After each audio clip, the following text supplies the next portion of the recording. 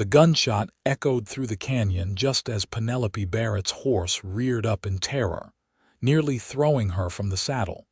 And in that heartbeat of chaos, she realized she had made a terrible mistake trusting the map her late father had left behind.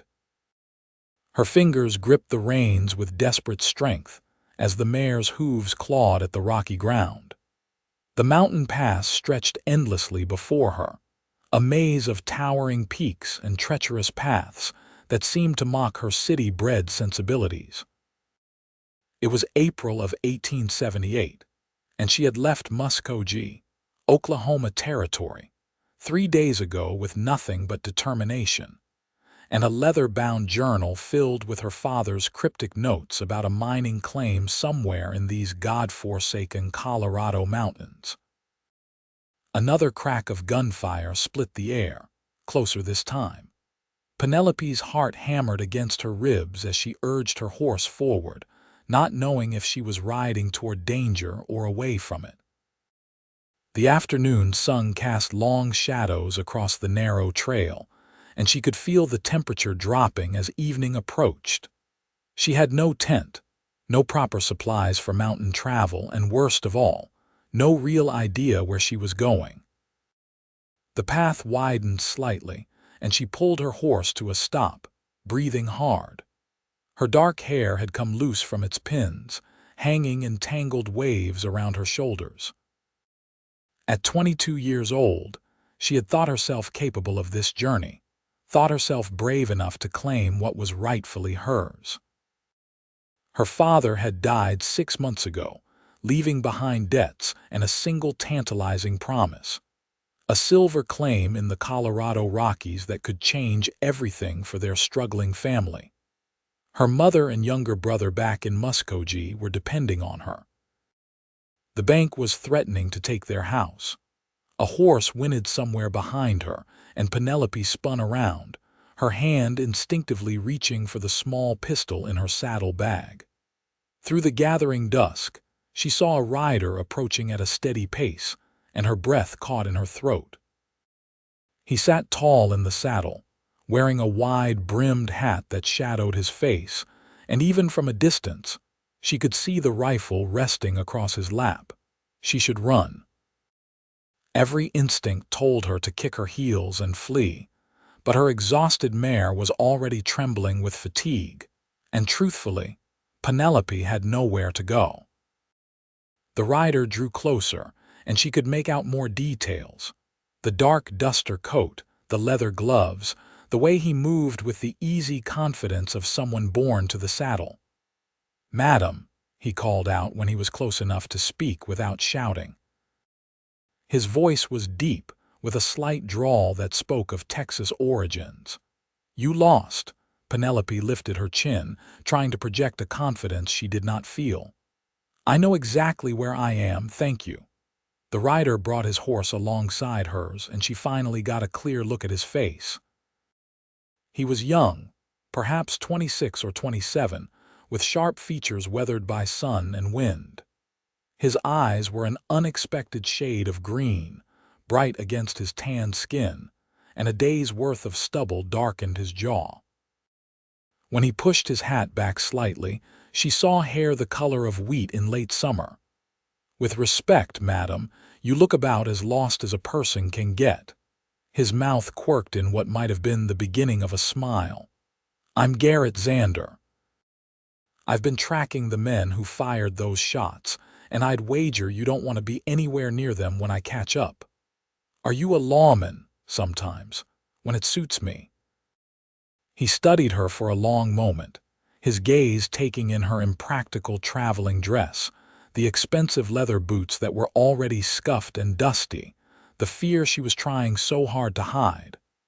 "What's a lady doing up here alone? This isn't country for Sunday rides." Penelope bristled at his tone. "My business is my own, Mr. Xander." "Maybe so, but when your business puts you in danger of running into thieves and worse, it becomes my concern." He shifted in his saddle, glancing back the way he had come. "Those men I'm tracking robbed a supply wagon this morning, killed the driver." They're armed and they're desperate, and if they find you out here." He left the sentence unfinished, but the implication was clear enough. A shiver ran down Penelope's spine, though whether from fear or the cooling air she could not say. "I appreciate the warning. I'll be on my way." To where exactly? She hesitated, clutching the reins tighter. Her father's journal was tucked safely in her saddle bag, but the directions it contained were maddeningly vague. Her father had been many things, but organized was not one of them. "There's a claim. A mining claim registered to my father, Henry Barrett.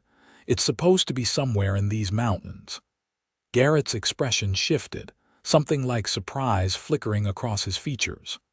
Henry Barrett, tall fellow, always wore a green vest, told stories that were more fiction than fact. "You knew him, met him a few times in the mining camps. He was a dreamer, your father, always chasing the next big strike." Garrett's voice softened slightly. "I heard he passed. I'm sorry for your loss." The unexpected kindness made Penelope's eyes sting, and she blinked hard against the tears.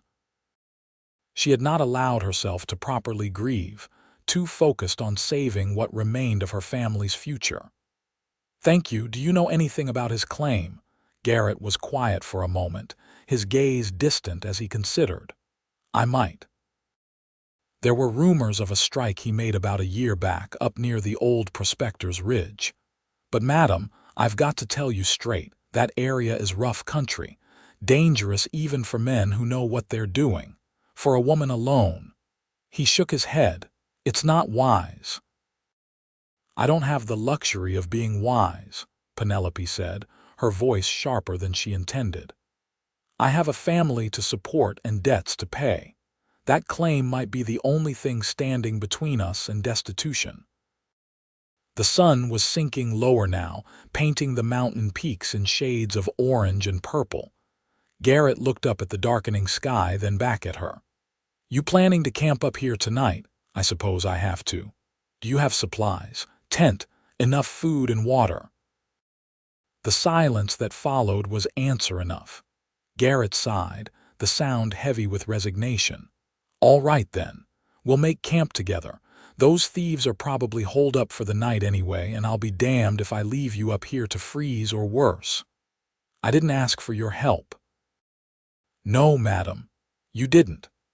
But your father once shared his whiskey with me on a cold night, and I reckon I owe him the courtesy of making sure his daughter doesn't die in these mountains." He turned his horse without waiting for her response, heading toward a cluster of rocks that would provide shelter from the wind. "Come on. We're losing daylight." Penelope wanted to argue, wanted to insist she could manage on her own, but exhaustion and fear won out over pride. She followed Garrett to the sheltered spot, watching as he dismounted with fluid grace and began unpacking his supplies. He moved with the efficiency of someone who had done this hundreds of times, gathering kindling for a fire, laying out his bedroll, checking his horse's hooves. "You can put your mare over there," he said, pointing to a relatively flat area near his own horse. "Unsaddle her and give her some water. She's been ridden hard." Penelope climbed down from the saddle, her legs trembling with fatigue. Every muscle ached from 3 days of riding, and her hands were blistered despite her gloves. She began struggling with the saddle's cinch, her fingers clumsy with exhaustion. "Here, let me." Garrett appeared at her side, gently moving her hands away.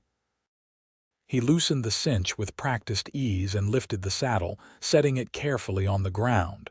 Up close, she could smell leather and smoke and something else, something clean like pine. "When's the last time you ate?" "This morning, I think." Time had become fluid up in these mountains, 1 hour bleeding into the next. Garrett made a disapproving sound low in his throat. "Sit down before you fall down. I'll get the fire going and heat some beans.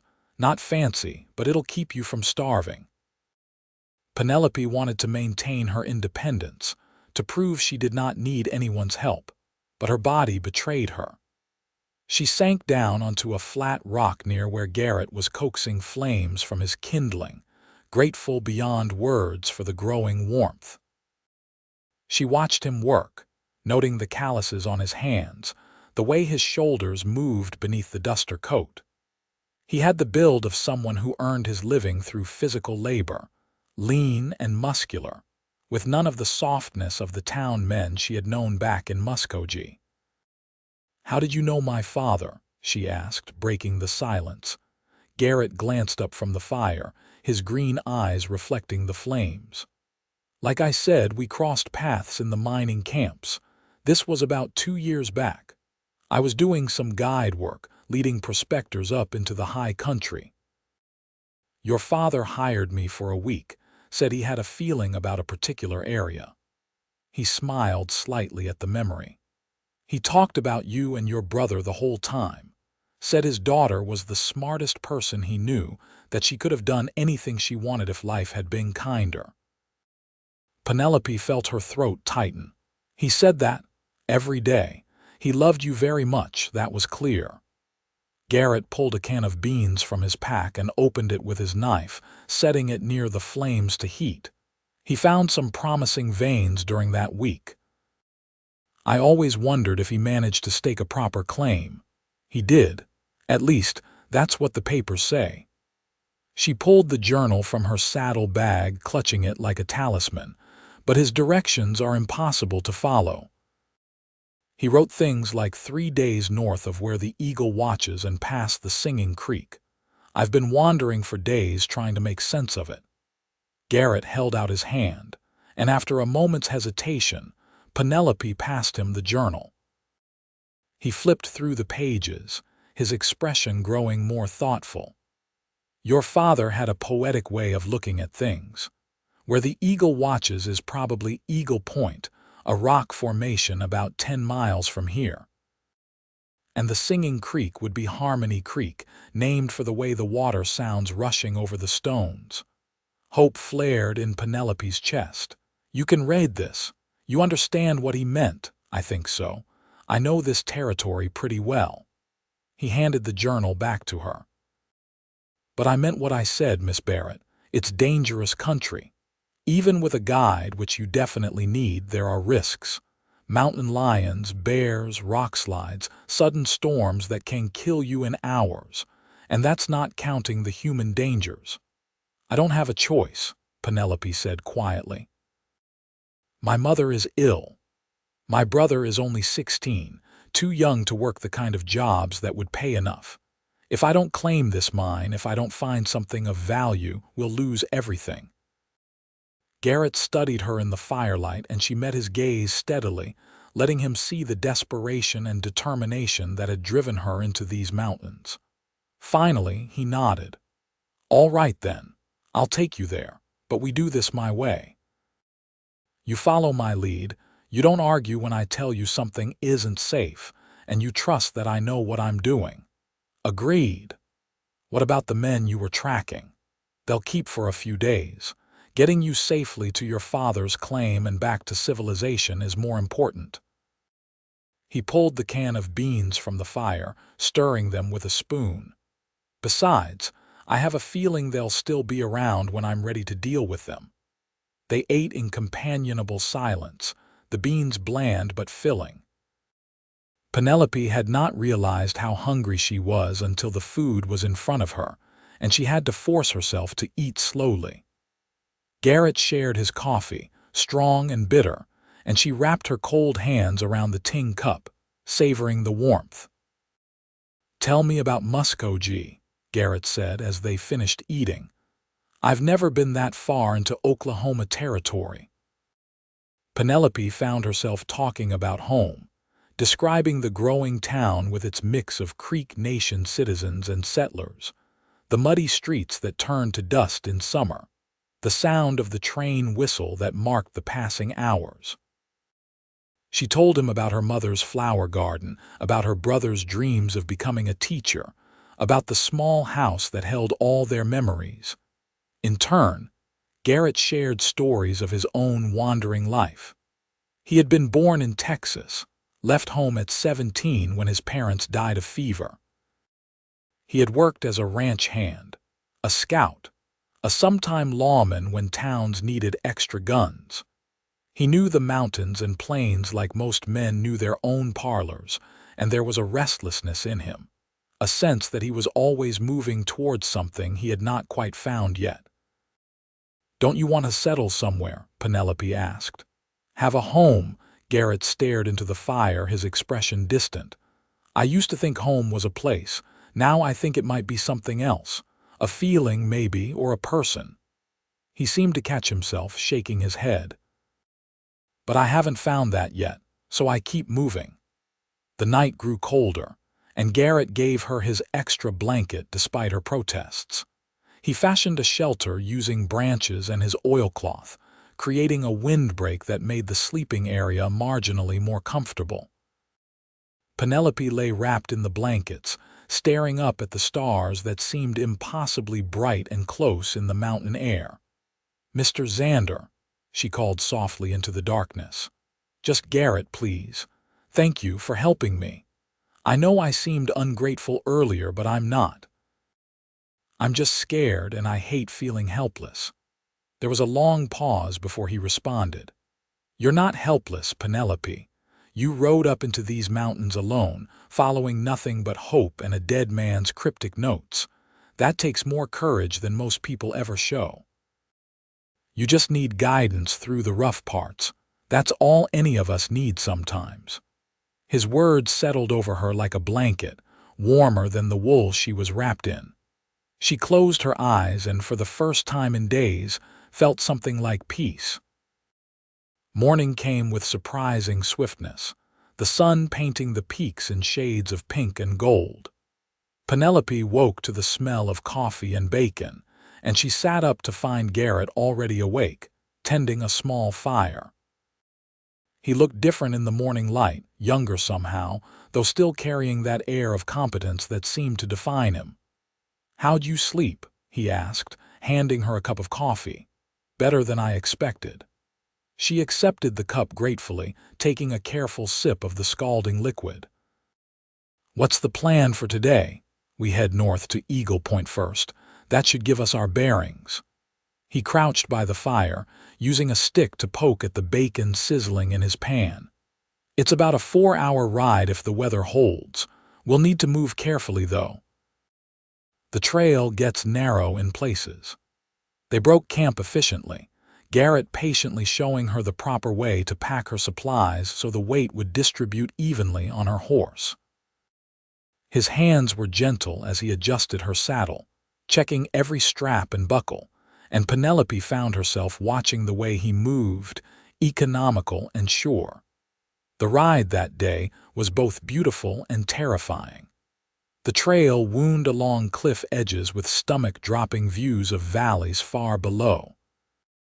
Garrett rode ahead, occasionally stopping to check the path or to let the horses rest. He pointed out landmarks, teaching her to read the landscape the way he did.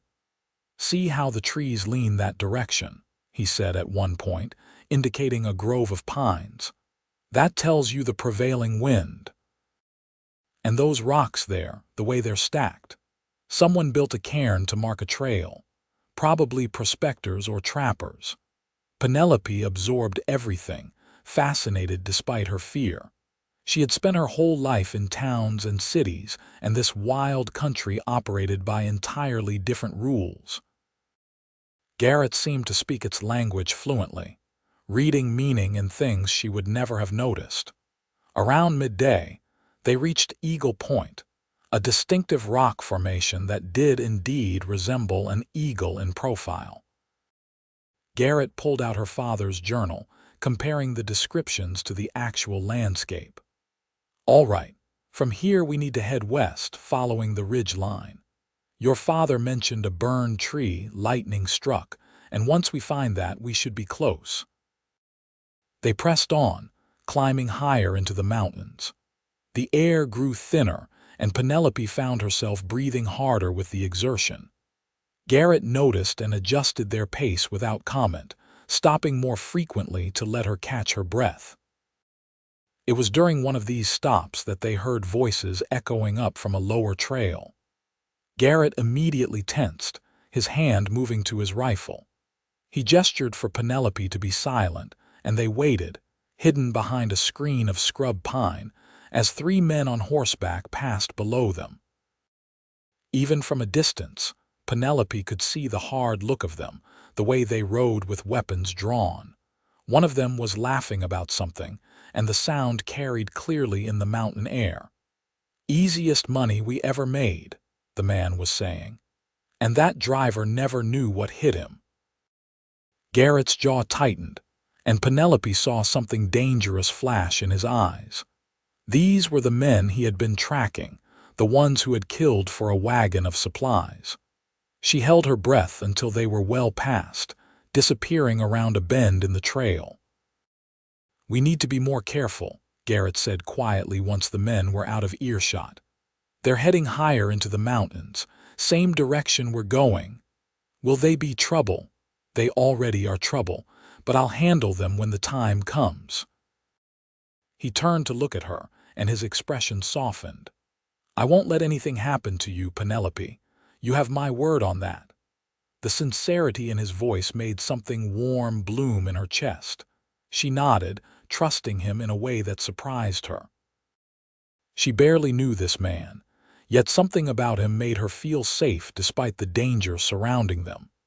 They found the burned tree an hour later, a massive pine struck by lightning, its blackened trunk standing like a sentinel against the sky. According to the journal, the claim should be nearby, hidden in a narrow canyon that branched off from the main valley. Garrett led them carefully down a steep incline, the horses picking their way over loose rocks. The canyon walls rose high on either side, blocking the afternoon sun and creating pools of cool shadow. Water trickled somewhere nearby, and Penelope could hear birds calling from hidden perches. "There," Garrett said suddenly, pointing ahead. Penelope followed his gaze and saw it. A crude wooden sign nailed to a post, the letters faded but still legible. Barrett claim it raid, and beneath that, coordinates that matched the ones in her father's journal. Emotion surged through her, so powerful she had to blink back tears. Her father had been here. He had driven this post into the ground, had stood where she was standing now, looking at this same view. It made him feel closer somehow, as if his presence still lingered in this wild place. They dismounted, and Garrett helped her explore the claim. There was evidence of some preliminary digging, shallow trenches where her father had been searching for veins of silver. The rock face showed promise, glints of metal visible even to Penelope's untrained eye. "This could be worth something," Garrett said, examining the exposed stone.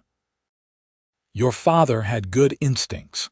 This whole area is part of a larger silver deposit. With proper equipment and workers, you could pull a decent amount of ore out of here." "But I don't have equipment or workers," Penelope said, the reality of the situation settling over her. "I barely have enough money to get back home." Garrett turned to face her, and there was something intense in his gaze. "Then we figure it out. You've got the claim, that's the important thing, and you've got me. I know people who work in mining, people who might be willing to invest or partner with you. We can make this work." "Why?" the question burst out of her. "Why are you helping me? You don't even know me." He was quiet for a long moment, his eyes searching her face. "I'm not entirely sure," he admitted.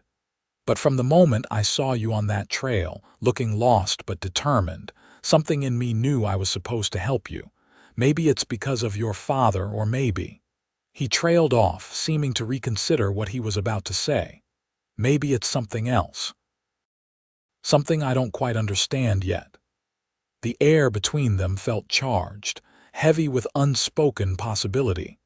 Penelope's heart was beating faster, and she could not look away from Garrett's green eyes. She had never believed in fate or destiny, had always prided herself on being practical and rational.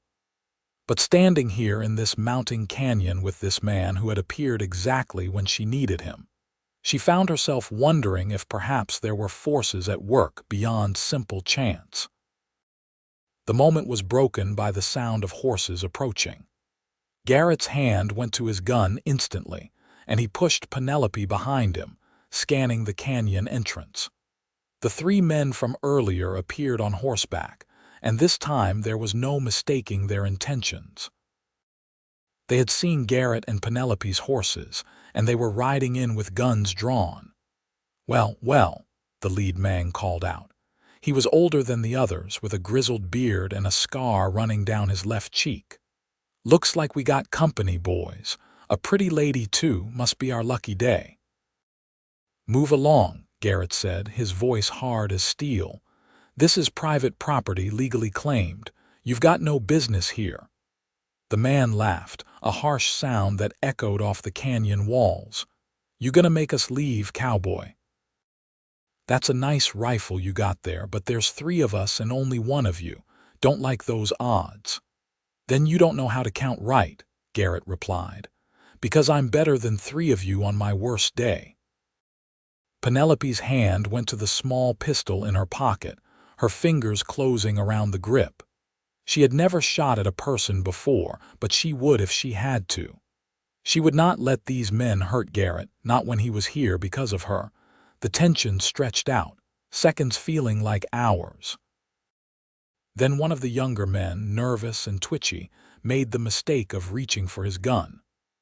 Garrett's rifle cracked once, the shot precise and controlled, and the young man's hat flew off his head.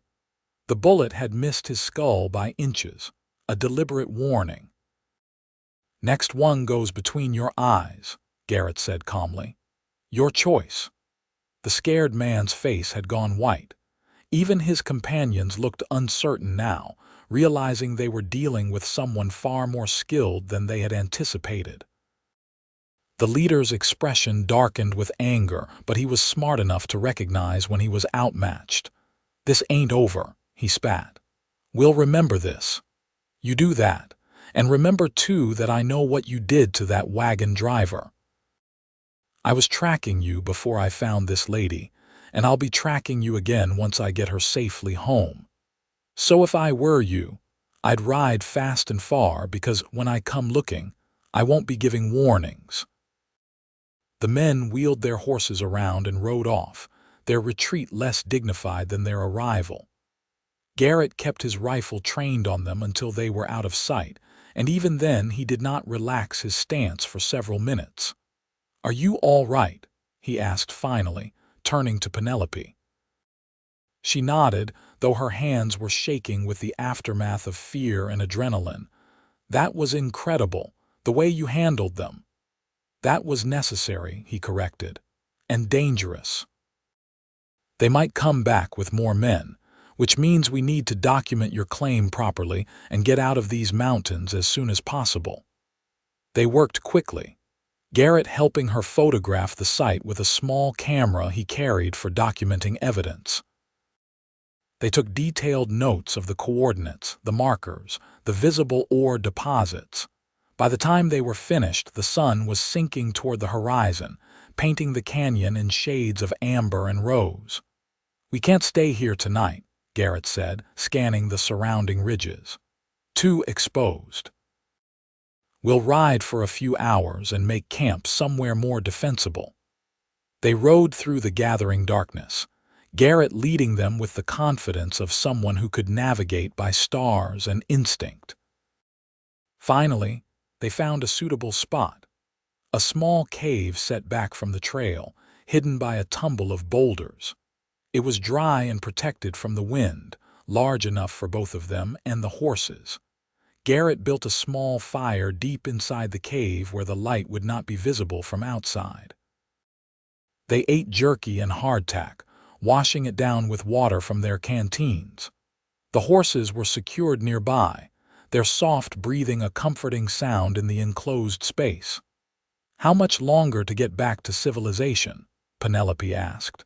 3 days, maybe 4 if we take the safer routes." Garrett was checking his ammunition, reloading his rifle with methodical precision. "We'll head to Leadville. It's the nearest town of any size. You can file the proper papers there, and I can ask around about mining investment opportunities. You don't have to do all that. You've already done so much." He looked up at her, and in the flickering firelight his expression was impossible to read. "I want to, if that's all right with you." "Why?" she asked again, needing to understand. Garrett set his rifle aside and moved to sit beside her, close enough that she could feel the warmth radiating from his body. "Because in the 2 days I've known you, I've watched you face fear and exhaustion and danger without giving up. Because your father talked about you like you were the best thing in his world, and now that I've met you, I understand why. Because when I look at you, I see someone worth fighting for." He paused, and when he continued, his voice was softer. "And maybe because I'm tired of wandering alone, and for the first time in a long time, I can imagine having a reason to stay in one place." Penelope's breath caught in her throat. Her heart was pounding so hard she was sure he must be able to hear it. "Garrett, we barely know each other." "I know. And maybe I'm moving too fast. Maybe I should keep my mouth shut. But life out here is uncertain, and I learned a long time ago not to waste time on things that matter." His hand reached out tentatively, not quite touching hers but close enough that she could feel the possibility. "Tell me to stop if I'm reading this wrong." Instead of answering with words, Penelope closed the distance between them, her fingers intertwining with his. His hand was warm and calloused, strong in a way that made her feel safe. They sat there in the cave's firelight, holding hands like young people at a church social, and somehow it felt more intimate than anything Penelope had ever experienced. "I don't know what I'm doing," she admitted. "I came up here focused on saving my family, and now everything feels more complicated." "Complicated doesn't have to be bad," Garrett said. He lifted their joined hands, pressing a gentle kiss to her knuckles. The gesture was old-fashioned and sweet, and it made Penelope's heart flutter. "We don't have to figure everything out tonight. We just have to keep each other safe and see where this path leads." They talked long into the night, sharing more stories, more pieces of themselves. Penelope told him about the fear she had been carrying, the weight of responsibility for her family's survival. Garrett spoke of his loneliness, the way he had been drifting through life without anchor or purpose. And gradually, in that small cave in the Colorado mountains, something fundamental shifted between them. When exhaustion finally claimed them, they lay down on opposite sides of the fire, but Penelope fell asleep with the memory of Garrett's hand in hers, and she slept better than she had in months. The next 3 days passed in a blur of riding and camping, of learning to navigate the mountain trails with Garrett's patient guidance. Each day they grew more comfortable with each other, the conversation flowing easily, punctuated by comfortable silences. Garrett taught her to read the weather in the clouds, to identify edible plants, to move quietly through the forest. He was endlessly patient with her questions, never making her feel foolish for her ignorance of wilderness survival. And each night, they sat a little closer by the fire. Their hands found each other more easily. The looks they exchanged grew longer, weighted with increasing awareness and desire. Garrett was careful with her, never pushing, always giving her space to set the pace. But Penelope could see the way his eyes followed her movements, could feel the tension in him when she was near. On the 4th day, they crested a ridge and saw Leadville spread out in the valley below, a sprawling mining town that seemed to throb with energy even from a distance. Penelope felt a complicated mix of relief and regret. Relief that they had made it safely, that she could now take steps to secure her family's future. Regret, because this journey with Garrett was ending, and she had no idea what would happen next. They rode into Leadville as the sun was setting, the streets crowded with miners, merchants, and the various people who made their living off the silver boom. The noise and bustle were overwhelming after days in the quiet mountains, and Penelope's horse shied nervously at the commotion. Garrett led them to a respectable boarding house run by a stern-looking woman named Mrs. Cooper. He arranged for separate rooms for them, paying for both despite Penelope's protests, and ensured she had a hot bath and a proper meal. The care he showed for her comfort and reputation warmed her heart, even as it reminded her how rare such genuine consideration was. Clean and fed, wearing a fresh dress she had packed for exactly this purpose, Penelope felt almost human again.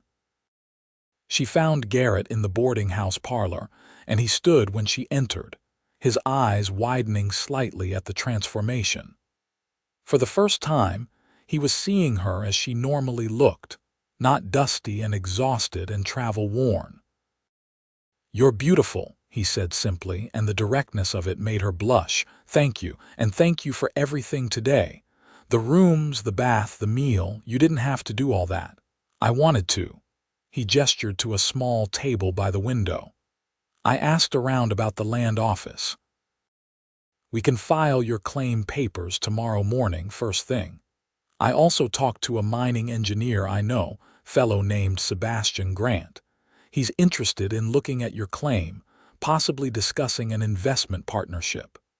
How did you manage all that in just a few hours?" Garrett's expression turned slightly sheepish. "I know a lot of people in these parts. It comes from wandering around for years. Never thought all those random connections would be useful until now." They spent the evening making plans, discussing strategy for the next day's meetings. But underneath the practical talk, there was an undercurrent of tension, an awareness that their time together in the forced intimacy of the trail was over. Now they had to figure out what they were to each other in the real world. "What will you do after tomorrow?" Penelope asked finally, voicing the question that had been haunting her. "Will you go back to tracking those thieves?" Garrett was quiet for a long moment, staring out the window at the darkening street. "I don't know. Part of me says I should. They killed a man and they need to face justice. But another part of me says that there will always be more thieves, more wrongs to right, and maybe it's time I stopped chasing other people's problems and started building something of my own." "What would you build?" He turned to look at her, and the intensity in his green eyes made her breath catch. "That depends on you, Penelope. On what you want. On whether these feelings between us are real or just something born from danger and proximity."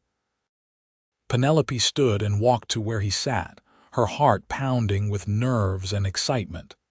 "I've been thinking about that," she said. "And I don't think fear and circumstance create something like this. I think they just reveal what was already there, waiting to be found." Garrett rose to face her, and they stood close enough that she had to tilt her head back to meet his eyes. "And what was there?" he asked softly. "The possibility of love," she whispered. "The beginning of it, at least. Isn't that what this is?" His hand came up to cup her cheek, his thumb brushing gently across her skin. "Yes," he said. "That's exactly what this is." When he kissed her, it was gentle and sweet, a question and a promise all at once. Penelope's arms went around his neck, and she kissed him back with all the pent-up emotion of the past days, all the fear and relief and growing affection that had been building between them. It felt right in a way nothing else ever had, like two pieces of a puzzle finally sliding into place. They broke apart reluctantly, both breathing hard. Garrett rested his forehead against hers, his hands at her waist anchoring her close. "I'm falling in love with you," he said quietly. "I know it's fast, I know it seems crazy, but it's the truth. And I need you to know that before tomorrow, before anything else happens." "I'm falling in love with you too," Penelope admitted. "It terrifies me and thrills me in equal measure. I came up here looking for silver to save my family, and instead I found you. Found this. I don't want to lose it." "Then we won't let you. We'll figure this out together." They sat together for hours more, talking about possibilities and futures. Eventually, propriety demanded they retire to their separate rooms, but Penelope lay awake for a long time, her fingers touching her lips where Garrett had kissed her, her heart full of hope for the first time since her father's death. The next morning dawned bright and clear, and they walked together to the land office. The clerk was efficient if somewhat dismissive of a woman staking a claim, but Garrett's presence and quiet authority smoothed the process. The paperwork was filed, fees were paid, and by noon, Penelope had legal documentation proving the Barrett claim was hers. Sebastian Grant, the mining engineer, met with them that afternoon. He was a portly man in his 50s with shrewd eyes and ink-stained fingers. He studied the photographs and notes from the claim site, asking detailed questions about the ore samples and geographical features. "This has potential," he said finally. "Real potential. The location is good, and from what you're describing, the silver content could be significant." He leaned back in his chair, steepling his fingers. "I'd be willing to make you an offer, Miss Barrett. I'll cover the costs of equipment and labor to properly develop the mine. In exchange, I take 60% of the profits and you retain 40% ownership." "That seems steep," Garrett said before Penelope could respond. She took all the risk of finding and claiming the site. 50-50 would be more fair. Grant's eyebrows rose. "You're not her lawyer, Mr. Xander." "No, but I'm her friend, and I won't stand by and watch her be cheated just because she's new to this business." The two men stared at each other for a long moment, and Penelope could see the negotiation happening in that silence. Finally, Grant nodded. "All right. 50-50, but I want it in writing that I have full operational control over mining operations. I can't have amateurs making decisions that could cost us all money." "That's acceptable," Penelope said, finding her voice. "As long as I receive regular reports and have the right to inspect the site whenever I choose." They hammered out the details over the next hour, and by the end, Penelope had a contract that promised her a steady income from the mine's production. It might not make her wealthy overnight, but it would be enough to pay off her father's debts, keep the house in Muskogee, and provide security for her family. When they left Grant's office, Penelope felt like she was floating. "I can't believe that just happened. A week ago I was terrified and lost in the mountains, and now—" She laughed, the sound bright with relief and joy. "Now everything is going to be all right." Garrett swept her into his arms, spinning her around right there on the street, laughing with her. "You did it, Penelope. You actually did it." "We did it," she corrected, looking up at him. "I never would have found that claim without you. I probably would have died trying." His expression grew serious and he set her carefully back on her feet. "About that, about us, we need to talk about what happens next." Some of her joy dimmed, replaced by apprehension. "All right." They walked to a small park on the edge of town, finding a bench beneath a cottonwood tree. Garrett took her hand, holding it between both of his. "You need to go home to Muskogee," he said. "Your family needs to see you to know you're safe. You need to settle your father's debts and make sure your mother and brother are cared for." "I know," she said, though the thought of leaving him made her chest ache. "And I need to finish what I started. Those men who threatened us, who killed that wagon driver, they're still out there. I can't leave that loose end dangling." "I understand," she did, "but that did not make it easier." "But after that," Garrett continued, his grip on her hand tightening, "after I've dealt with them and you've settled things in Muskogee, I want to come find you. If you'll have me. I want to court you properly, meet your family, see if what we found up in those mountains can work down here in the real world. Hope bloomed in Penelope's chest. You'd come to Muskogee. You'd stay in one place. For you? Yes, I've been looking for a reason to stop wandering, and I think I finally found it. He brought her hand to his lips, kissing her palm with a tenderness that made her eyes sting. I love you, Penelope Barrett. I know it's fast. I know we've only known each other a week, but it's the truest thing I've ever felt. So I'm asking you, will you wait for me? Will you give us a chance? Tears were streaming down her face now, but they were happy tears. Yes, she said. Yes to all of it. I love you too, Garrett. Come find me when you're ready, and we'll build something together. Something real and lasting. He kissed her then, there in the park with the afternoon sun filtering through the cottonwood leaves, and Penelope poured everything she felt into that kiss. When they finally broke apart, they were both smiling through tears. The next 2 days passed too quickly.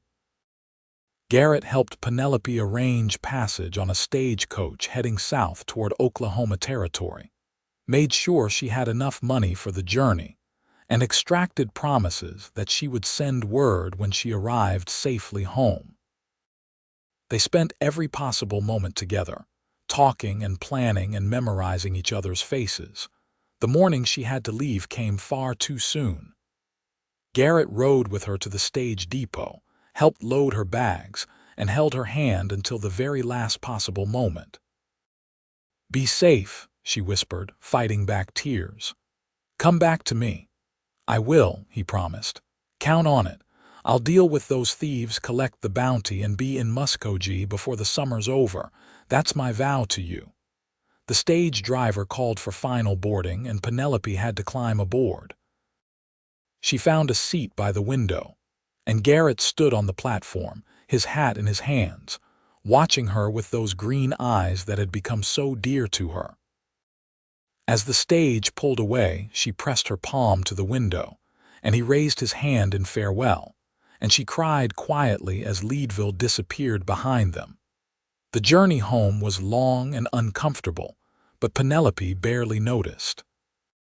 Her mind was full of Garrett, of the mountains they had crossed together, of the future they had promised each other.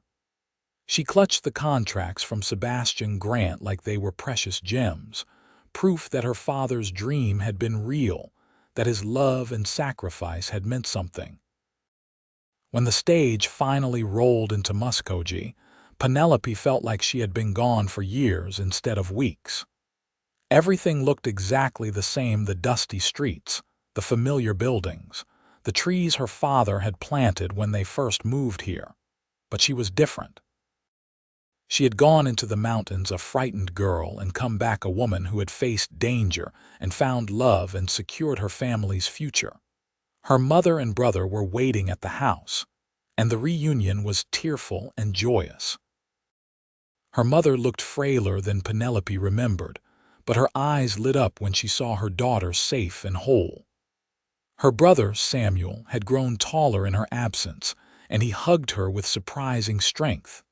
That night, gathered around the dinner table, Penelope told them everything. She spoke of the journey into the mountains, of getting lost and scared.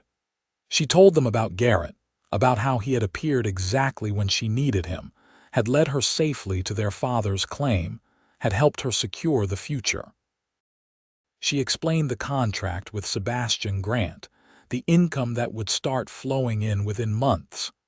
We're going to be all right, she said, her voice thick with emotion. Father's dream is going to save us. Her mother cried, and Samuel looked at her with newfound respect.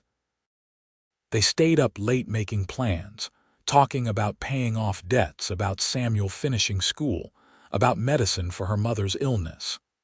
And through it all, Penelope found herself watching the door, already missing Garrett, already counting the days until he would come for her. The weeks that followed were busy ones. Penelope met with creditors, settling accounts and clearing her father's name. She received the first payment from the mine, and it was enough to ease the immediate financial pressures. She helped Samuel prepare for the next school term and found a doctor who could help her mother manage her condition.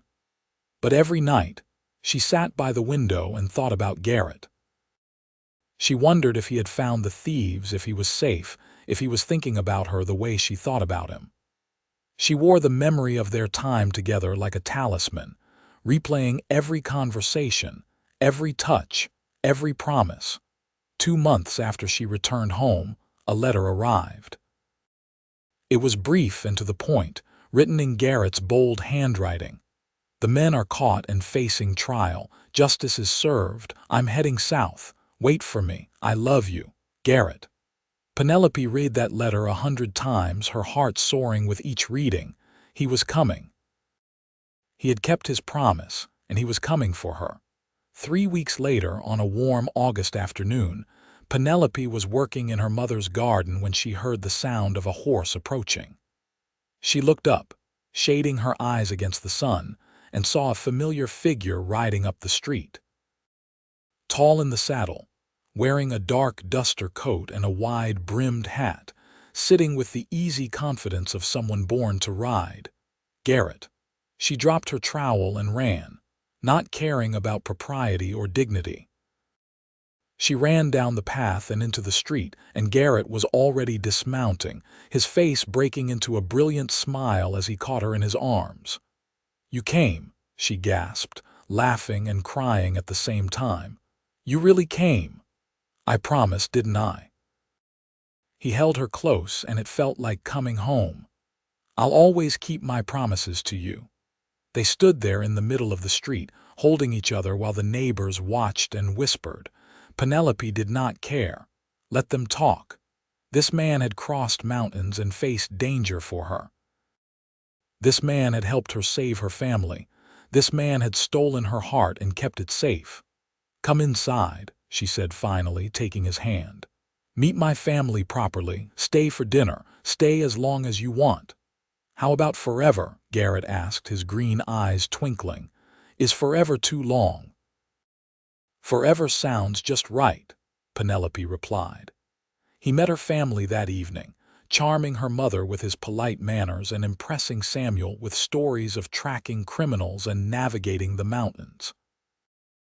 Over roasted chicken and potatoes, he told them about the journey he and Penelope had shared, adding details she had left out of her own telling. He spoke about her courage, her determination, her refusal to give up even when circumstances seemed impossible. "Your daughter is the bravest person I've ever met," he said to Penelope's mother. "And if you'll allow it, madam, I'd like to court her properly. I know I'm just a drifter with no real home, but I have savings and I have skills. I can make a good life for her." Penelope's mother studied him for a long moment, and Penelope held her breath. Finally, her mother smiled. "I think my daughter has already made up her mind about you, Mr. Xander, and from what I can see, she chose well. You have my blessing." The courtship that followed was the happiest time of Penelope's life. Garrett found work as a deputy marshal in Muskogee, using his tracking skills and knowledge of the territory to help keep the peace. He rented a small room in town, but spent every free moment with Penelope and her family. They took long walks together, talking about everything and nothing. He helped Samuel with his studies and did repairs around the house that Henry Barrett had left undone. He brought her mother flowers from the meadows outside town and made her laugh with his stories. And slowly, the initial passion of their mountain romance deepened into something richer and more enduring. They learned each other's habits and quirks, discovered how to navigate disagreements, built the foundation for a lasting partnership. Garrett was patient and kind, affectionate but respectful, always mindful of Penelope's reputation and comfort. 6 months after he arrived in Muskogee, on a crisp February morning in 1879, Garrett proposed properly. He took Penelope to the meadow where he had gathered flowers for her mother, and under a sky so blue it hurt to look at, he got down on one knee. "Penelope Barrett," he said, holding a simple gold ring that had belonged to his mother. You saved my life just as surely as I saved yours up in those mountains. You gave me a reason to stop running, a place to belong. You're my home and my future, and I want to spend the rest of my life making you happy. Will you marry me?" "Yes," Penelope said through happy tears. "Yes, 1,000 times yes." They were married in April when the wildflowers were blooming and the world felt new and full of possibility. It was a small ceremony at the church in Muskogee, with Penelope's family and a handful of friends in attendance. Penelope wore her mother's wedding dress, altered to fit her slimmer frame, and carried a bouquet of prairie flowers. Garrett wore a new suit that made him look almost uncomfortable in its formality, but his eyes never left Penelope's face, and the love in them was unmistakable. When the minister pronounced them husband and wife, Garrett kissed her with such tenderness that several of the ladies in attendance sighed audibly. And when they walked out of the church together, hand in hand, Penelope felt like she was floating. They moved into a small house on the edge of town, nothing fancy but theirs. Garrett continued his work as a deputy marshal, and Penelope managed the income from the silver mine, which was producing steadily. They fell into an easy rhythm of domestic life, cooking meals together, tending a garden, spending evenings on their porch watching the sun set over the Oklahoma plains. In the fall of that first year of marriage, Penelope discovered she was pregnant. The news filled them both with joy and a little fear. Garrett became even more protective, worrying over her health and safety. But Penelope felt strong and capable, and she assured him that women had been having babies since the beginning of time. Their son was born in June of 1880, a healthy baby with his mother's dark hair and his father's green eyes. They named him Henry, after Penelope's father, and Garrett cried when he held his son for the first time, overwhelmed by the weight of love and responsibility. Life settled into a new pattern. Garrett scaled back his marshal duties to spend more time at home, and Penelope discovered she loved being a mother. They watched Henry grow from an infant into a curious, active toddler who kept them both exhausted and delighted. Penelope's mother's health improved with proper medical care and the reduced stress of financial security. And Samuel thrived in school, talking about becoming a lawyer someday. 3 years after Henry's birth, a daughter arrived. They named her Grace, and she was the image of her mother, with the same determination evident even in infancy. The house that had once felt spacious now rang with the sounds of children playing, and Garrett often remarked that he had never imagined his wandering life would lead to this. A home full of love and laughter, a wife who was his partner in all things, children who called him father. The silver mine continued to produce, and Sebastian Grant proved to be a reliable and honest partner. The income allowed them to expand their house, to help Samuel pay for law school, to ensure Penelope's mother had everything she needed. But more than the financial security, what mattered to Penelope and Garrett was the family they had built, the life they had created together. On their 5th wedding anniversary, they took a trip back to Colorado, leaving the children in the capable care of Penelope's mother and Samuel. They rode up into the mountains together, retracing the path they had taken that first fateful journey. The claim site was now a proper mining operation, with timber supports and ore carts and a small crew of workers. But Garrett led Penelope past all that to the original spot where they had first found her father's marker. "This is where everything changed," Garrett said, standing with his arm around her waist, looking out at the mountain vista. "This is where I found you, where we found each other." "Do you ever regret it?" Penelope asked. "Giving up your freedom, settling down, not for a single second." He turned to face her, cupping her face in his hands the way he had that night in the cave. "You gave me something I didn't even know I was looking for: purpose, family, love that lasts. I'd give up 1,000 wandering years for one day of the life we've built." Penelope kissed him, there on the mountainside where their story had begun, and she felt the circle close. She had come here frightened and desperate, following a dead man's dreams. She had been lost in more ways than just geography, and Garrett had found her, had led her safely through the dangers, had stayed by her side through everything that followed. "I love you," she said simply. "Thank you for being my guide, for leading me home." "Thank you for being worth finding," he replied. They stayed in the mountains for a week, camping under the stars the way they had on that first journey, talking and laughing and remembering. They visited Leadville and looked up Sebastian Grant, who was pleased to show them the latest production reports from the mine. They explored trails they had not taken the first time, and Garrett taught her more wilderness skills, just as he had promised to do all those years ago.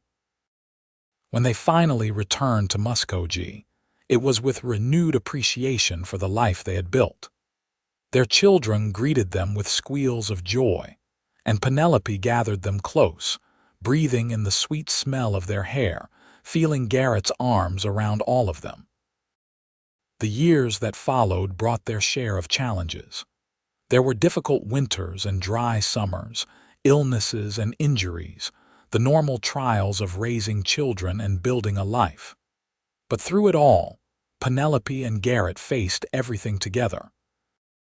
They had learned in those mountains that they were stronger as a team, that love was not just a feeling but a choice they made every day.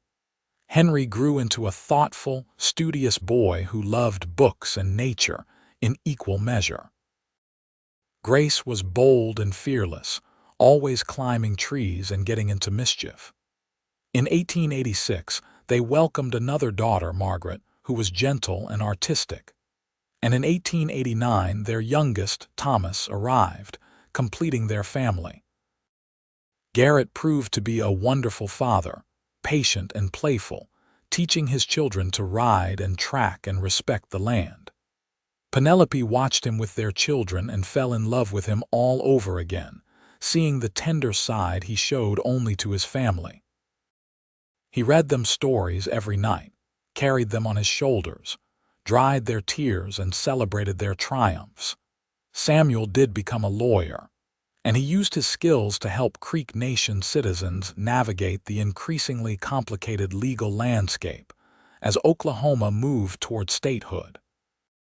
He married a schoolteacher named Anna, and they gave Penelope's mother the joy of additional grandchildren to dote on. Penelope's mother lived to see all her grandchildren born, passing peacefully in her sleep in 1891, content in the knowledge that her family was secure and thriving. The silver mine eventually played out, as all mines do, but by then the Xander family was well established. Garrett had moved from deputy marshal to full marshal, respected throughout the territory for his fairness and integrity. Penelope became involved in community affairs, advocating for education and helping newly arrived families get established. Together, they were pillars of the Muskogee community. On their 20th wedding anniversary, surrounded by their 4 children and Samuel's family, Garrett stood to make a toast. His wheat-colored hair was now streaked with silver, and lines creased his face, but his green eyes were as bright as ever. 20 years ago, he said, raising his glass, I was a man without a home, drifting from place to place without purpose. And then I met a woman who was lost in the mountains, brave and stubborn and beautiful. She needed guidance through dangerous country, and I led her safely. But the truth is, she was leading me too. She guided me to the life I was meant to live, showed me what it means to belong somewhere to someone. She made me a husband and a father and a better man than I ever thought I could be. He looked at Penelope, and the love in his gaze made her heart swell. To my wife, who trusted me to lead her through the mountains, and then gave me a reason to stay by her side forever. To Penelope, everyone echoed, raising their glasses. Penelope stood and went to her husband, kissing him gently while their children made exaggerated gagging sounds and everyone laughed. "And to Garrett," she said, raising her own glass, "who appeared exactly when I needed him, who has been my constant companion through every joy and sorrow. You led me safely then, and you've stayed by my side ever since. I couldn't have asked for a better guide or a better partner. Here's to 20 more years and 20 after that." As the celebration continued around them, Penelope and Garrett slipped outside for a moment alone. They stood on the porch of their home, looking out at the town they had helped build, at the life they had created together. The Oklahoma sky was vast and star-filled, and somewhere in the distance, a night bird called. "You remember that night in the cave?" Penelope asked softly. "When you first told me you were falling in love with me." "Every detail," Garrett replied, pulling her close. "I was terrified you'd think I was crazy. I thought you were brave. I thought you were the most honest person I'd ever met." She leaned her head against his shoulder, fitting perfectly into the space she had occupied for 2 decades. "And I was right. You've been true to every promise you made me that night. It's easy to keep promises when they're made to the right person."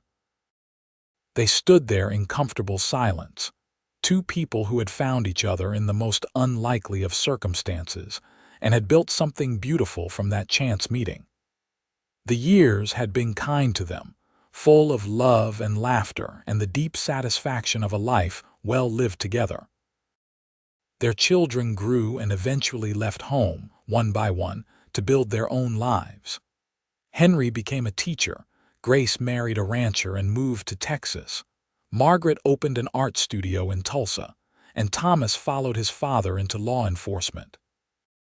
Each of them carried forward the values Penelope and Garrett had instilled: courage, integrity, kindness, and the importance of family.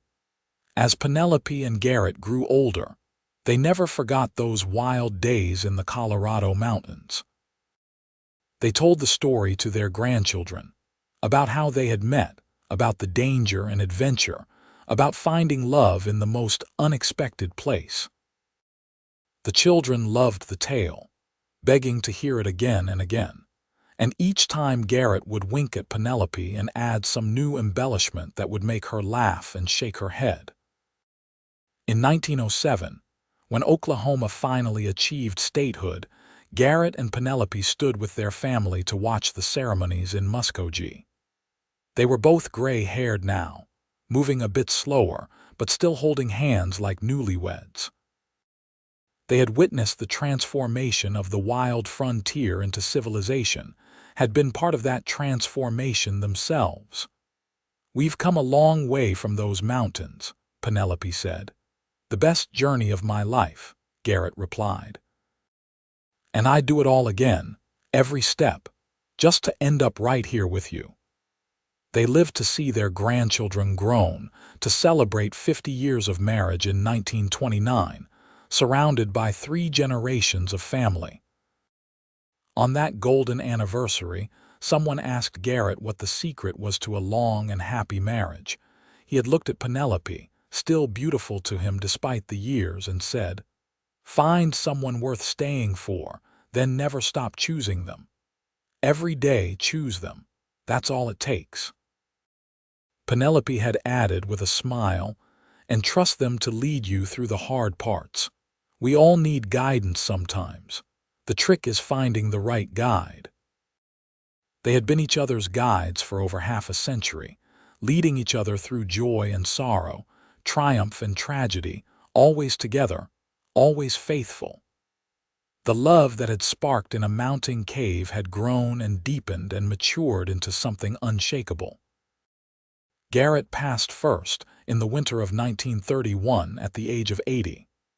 He died peacefully in his sleep, holding Penelope's hand, and his last words were, "Thank you for letting me stay by your side." Penelope followed him 2 years later, on a spring morning when the wildflowers were blooming just as they had been on their wedding day. Her children and grandchildren were gathered around her bed, and with her last breath, she whispered Garrett's name. They were buried side by side in the Muskogee Cemetery, under a stone that read simply, Garrett and Penelope Xander. He led her through the mountains. She gave him a home, together forever. And in the hearts of their children and grandchildren and great-grandchildren, the story lived on. The story of a woman who needed guidance and a cowboy who led her safely, who stayed by her side not just through a dangerous mountain crossing but through an entire lifetime. It was a story about courage and trust and the transformative power of love. It was a story about finding your way when you are lost and finding home in another person. The silver mine that had brought them together was long abandoned, reclaimed by the mountains. But what they had built together, a family, a legacy of love and integrity that endured. Their great-grandchildren would grow up hearing the tale, would learn the names Henry and Penelope Barrett, Garrett Xander, would understand that sometimes the most important journeys are the ones that lead us to the people we are meant to love. And somewhere in Colorado, in a narrow canyon where the mountains touch the sky, a weathered post still stands, barely visible beneath encroaching vegetation. If you knew where to look, if you climbed high enough and searched carefully enough, you might still be able to make out the faded letters. Barrett claim. It was where two lives intersected, where a frightened woman and a wandering cowboy found each other and themselves. It was the beginning of a love story that lasted a lifetime, a testament to the simple truth that sometimes, when you are lost in the wilderness, the right person appears at exactly the right moment. And if you are very lucky, they do not just lead you to safety, they stay by your side forever. The end.